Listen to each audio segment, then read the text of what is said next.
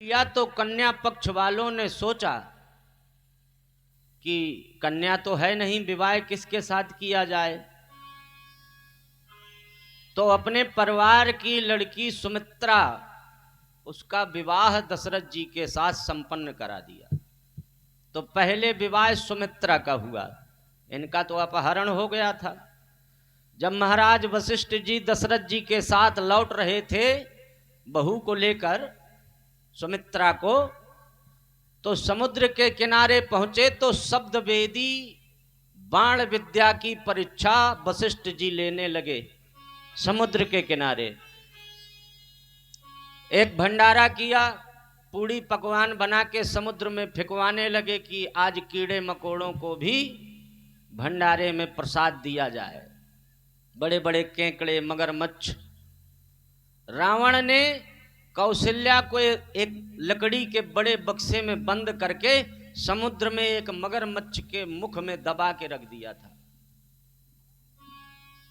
जब तक दशरथ जी बारात लेके वापस न चले जाएं तब तक छोड़ना नहीं बक्से को, नहीं तो मैं जान से मार दूंगा। वो बेचारा डर के उस बक्से को अपने मुख में दबाए हुए नीचे बैठा था। वशिष्ठ जी ने कहा कि तुम तो कहा करते थे कि हम बहुत अच्छा शब्दवेदी बाण चलाते हैं। एक बार धोखा हो गया था ना दशरथ जी से, इसीलिए आज समुद्र किनारे अकेले में डांट लगाते हैं वशिष्ठ जी। ये जो वशिष्ठ जी हैं ये ब्रह्मा जी के पुत्र हैं और इनके कहने से ही युग परिवर्तन करा दिया गया था। जब इनको पुरोहिताई दी गई तो ये बोले ये तो बड़ा निंदक काम है, मैं ये नहीं करूंगा। तो ब्रह्मा जी ने समझाया कि भगवान का अवतार होगा इस वंश में, तुम बन जाओ पुरोहित सूर्यवंशियों के। तो बोले भगवान पता नहीं कब तक आएंगे, अभी तो सतयुग चल रहा है, फिर द्वापर आएगा, फिर त्रेता आएगा। यदि आप ऐसा करो कि त्रेता की जगह द्वापर और द्वापर की जगह त्रेता हो जाए। सतयुग के बाद द्वापर को आना चाहिए था लेकिन त्रेता आ गया। तो वशिष्ठ जी तीनों काल की जानते हैं, उनको मालूम है कि जिस पुत्र वधू के साथ में इनका विवाह हुआ है वो कौशल्या नहीं सुमित्रा है। लेकिन ये भेद न खुले और कौशल्या जी मिल भी जाएं, इसलिए ऐसी रचना रची कि वो दशरथ जी से नाराज हो गए। बोले उठाओ धनुष, चढ़ाओ बाण, भला देखें कितनी बड़ी विद्या है तुम्हारे पास में शब्दवेदी। और भंडारे का प्रसाद पाने के लिए सारे कीड़े मकोड़े नीचे से ऊपर की तरफ आने लगे। अब वो जो मगरमच्छ रावण के भय से बक्से को मुख में दबाए था, तो भैया भूख तो सभी को लगती है, भोजन तो सभी को चाहिए पेट भरने के लिए। तो उसने अपने किसी मित्र सखा परिवार वाले को वो बक्सा दे दिया और स्वयं प्रसाद पाने आया। तो जिसकी जिम्मेदारी होती है ना तो उसी को भोगना पड़ता है। जो आगे आगे जिम्मेदारी संभालता है फिर उसी के नाम पे पीछे पीछे बहुत मिल जाते हैं, पर आगे आगे जिसे जिम्मेदारी देनी पड़ती है तो उसको बड़ी चिंता रहती है। क्यों?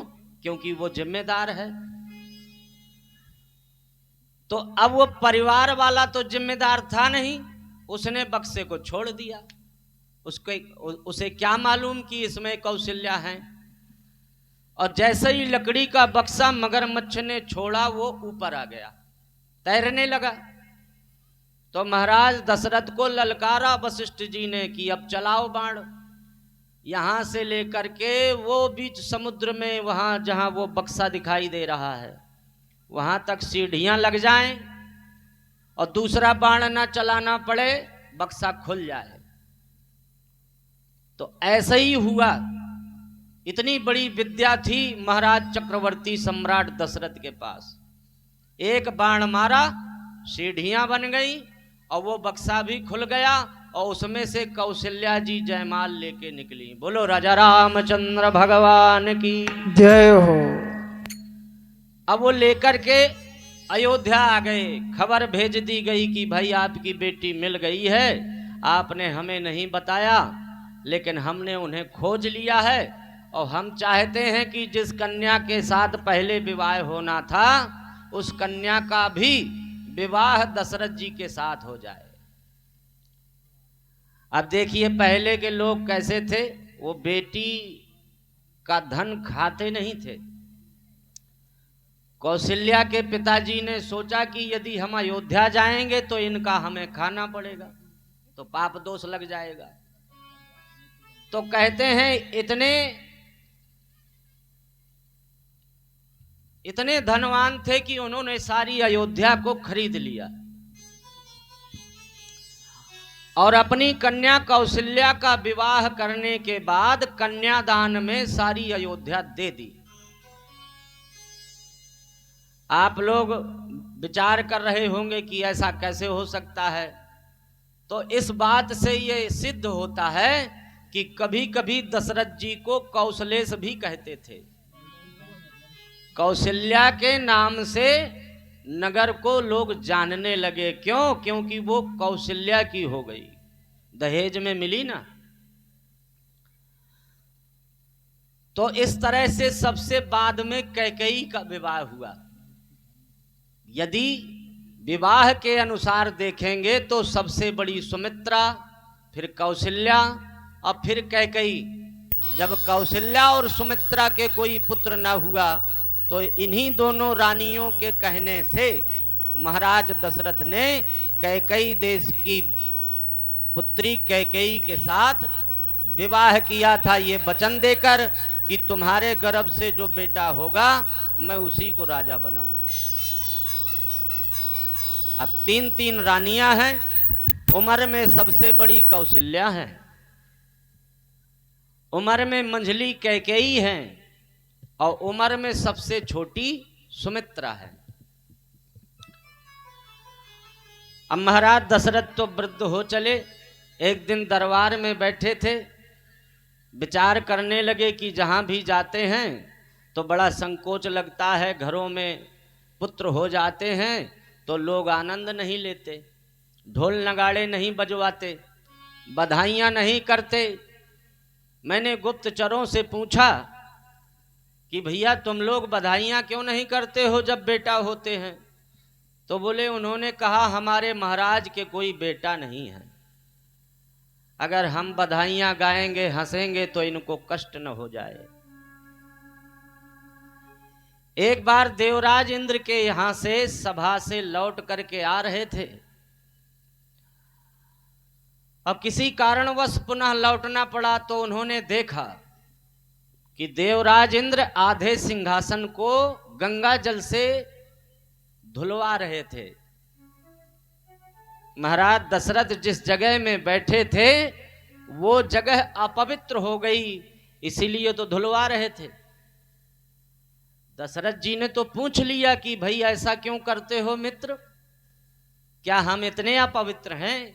बोले, आप अपवित्र नहीं हैं। संसार में जितने भी ऐसे पुरुष होते हैं जिनके बेटा नहीं होता, जो निपुते होते हैं, ऐसे किसी व्यक्ति के बैठने से जगह अपवित्र ही हो जाती है।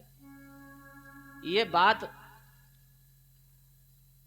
दिल कर गई, कष्ट हो गया दशरथ जी को, ग्लानि हो गई। और ऐसी ग्लानि हो गई कि वो अपने गुरुजी के पास पहुंच गए, अपना दुख कह डाला। एक बार तो महाराज आपने यज्ञ कराया था तो बेटी हो गई थी, शांता नाम हुआ उसका। अब बेटी हमें चाहिए नहीं थी, क्योंकि पहले के जमाने में बेटा ही गद्दी में बैठता था, बेटी नहीं बैठती थी। राजा की गद्दी में बेटा ही को बिठाया जाता था, अपने नहीं होता था तो किसी को भी पकड़ के ले आए और राजा के कहने से बिठा दिया तो वही राजा माना जाता था। तो दशरथ जी ने जब उस पुत्री को स्वीकार न किया तो दशरथ जी के मित्र राजा रोमपाद ने उसको स्वीकार लिया। कि मैं इसका बेटी के तरह लालन पालन करूंगा, इसका विवाह भी करूंगा। तो दशरथ जी ने आज वशिष्ठ जी से कहा कि अब आप ही बताइए कि मैं आपको छोड़ के कौन से गुरु जी के पास जाऊं।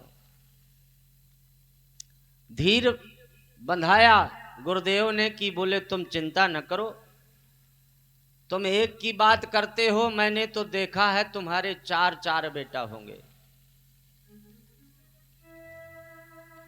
अब विचार करने लगे गुरु वशिष्ठ जी कि ये तो सत्य है कि जब हमने यज्ञ कराई थी तो बेटा की जगह बेटी हो गई, तो किसी न किसी सहयोगी को तो बुलाना ही पड़ेगा।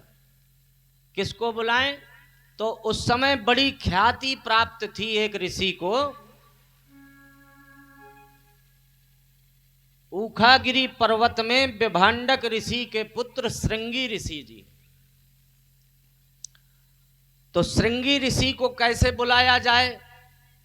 वशिष्ठ जी ने राजा रोमपाद से कहा कि आपकी सीमा में विभांडक ऋषि के पुत्र श्रृंगी ऋषि रहते हैं, यदि वो यहां आ जाएं तो आपके मित्र दशरथ के भी पुत्र हो सकते हैं। लेकिन वो आए कैसे? विभांडक ऋषि ने अपने बेटा को स्त्री की छाया नहीं पड़ने दी है। आप लोग भी भीतर आ जाओ, क्यों भीग रहे हो? यही तो आनंद है भगवान की कथा का। भगवान का जन्म महोत्सव कुछ लोग घर ही से मनाएंगे और हमें तुम्हें यहां आनंद लूटने को मिलेगा।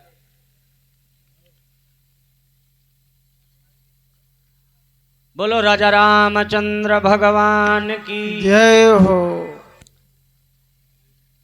तो श्रृंगी ऋषि को कैसे बुलवाया जाए? राजा रोमपाद ने ढिंडोरा पिटवा दिया कि भाई अपनी अपनी छोटी छोटी कन्याओं को सजा संवार के और ऊखागिरी पर्वत से जो नीचे बाबा जी के पुत्र को ले आएगा उसको ढेरों सारा इनाम दिया जाएगा। अब इनाम के चक्कर में सबने अपनी अपनी छोटी छोटी कन्याओं को सजा संवार के वहां पर्वत में भेज दिया। एक दिन एक कन्या ने उनको मिठाई खिलाई, रसगुल्ला, काला जाम। तो वो ऋषि के पुत्र पूछने लगे श्रृंगी कि भाई ये फल तो हमने जंगलों में कभी नहीं पाया, ये कौन सा फल है? इसमें न तो छिकला है और न गुठली है, ऐसा कौन सा फल है तुम्हारे यहाँ वृक्षों में होता है? बोले हाँ होता है, आप नीचे चलो, ऐसे बहुत फल मिलेंगे। तो ऐसे बहाने बना करके वो कन्याएं वो श्रृंगी ऋषि को बहला फुसला कर नगर में ले आई। कहते हैं राजा रोमपाद के यहाँ 12 साल का सूखा पड़ गया था। तो आज ऋषि ने जैसे ही पैर धरा तो ऐसे ही बारिश होने लगी जैसे अभी हो रही है ना। राजा रोमपाद इतने प्रसन्न हो गए वशिष्ठ जी के कहने से, उस पुत्री शांता का विवाह श्रृंगी ऋषि के साथ कर दिया। अब देखिए दशरथ जी को भी बुलाया गया तो भेद खुला। अब दशरथ जी के श्रृंगी ऋषि दामाद बन गए, मेहमान बन गए, अब आना जाना हो सकता है। अब वशिष्ठ जी ने श्रृंगी ऋषि से निवेदन किया, श्रृंगी ऋषि वशिष्ठ बुलावा, पुत्र काम शुभ यज्ञ करावा। अब निवेदन इसलिए स्वीकार लिया क्योंकि रिश्तेदारी बन गई। श्रृंगी ऋषि ने जाकर के मुनियों के साथ मिलकर बिना राजा और रानी के यज्ञ संपन्न किया। अग्नि भगवान ने दर्शन दिए, प्रकट हो गए अपने हाथों में प्रसाद लेकर, और राजा को बुलाया गया कि अब इस प्रसाद में अधिकार तो महाराज दशरथ का है। महाराज दशरथ को बुला करके वो हब, वह प्रसाद अग्नि भगवान ने सौंप दिया है। बोले कि देखो राजन, ये अपनी रानियों में जैसे विधाता ने योग बना दिए हैं, वैसे इसके बराबर बराबर हिस्से करके बांट देना। अब वो प्रसाद को लेकर के महाराज दशरथ अपने महलों में पहुंचे। अब बड़ी रानी कौशल्या को सारा प्रसाद दे दिया। अब देखिए बहनों में कैसा प्रेम होना चाहिए। आजकल की देवरानी जेठानी की हम बात नहीं करते, हम तो उस समय की बात करते हैं। अब बड़ी को मिल गया प्रसाद,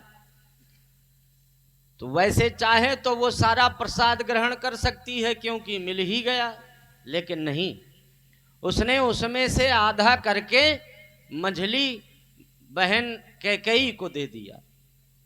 अब दोनों के पास आधा आधा हो गया।